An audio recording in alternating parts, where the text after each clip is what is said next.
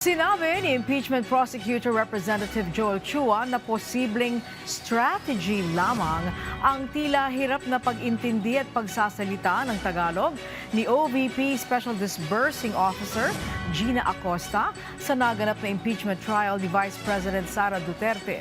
Si Representative Chua ang mismong chairperson ng House Committee on Good Government and Public Accountability, kung saan nauna nang sumalang bilang witness si Acosta.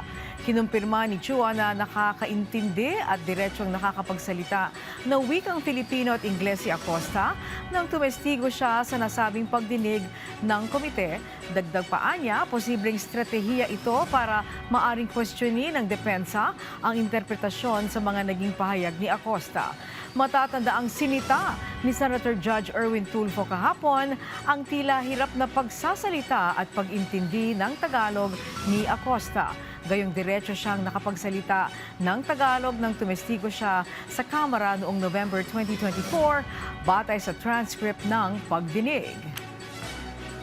Maliwanag na strategy lamang to para pamali-mali siya, 'di ba? Para kunyari hindi niya naiintindihan yung mga tanong.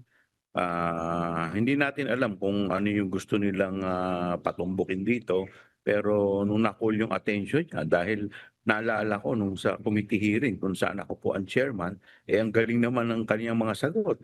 Mapatagalog, mapa-English ang tanong sa kanya, nauunawaan niya. At siya naman, ganun din ang sagot niya. Biglang all of a sudden, hindi na marunong magtagalog, hindi na marunong mag-English. Nung napagalitan, saka lamang biglang gumaling magtagalog at saka nakakasagot na ng maayos. So, wala kaming nakikita dito except strategy lamang na kunyari hindi niya nauunawaan yung mga tanong. Para at least nga naman, kung mali-mali yung kanya magiging sagot, ang sasabihin niya kasi iba yung pagkakaintindi niya at pagkakaunawa.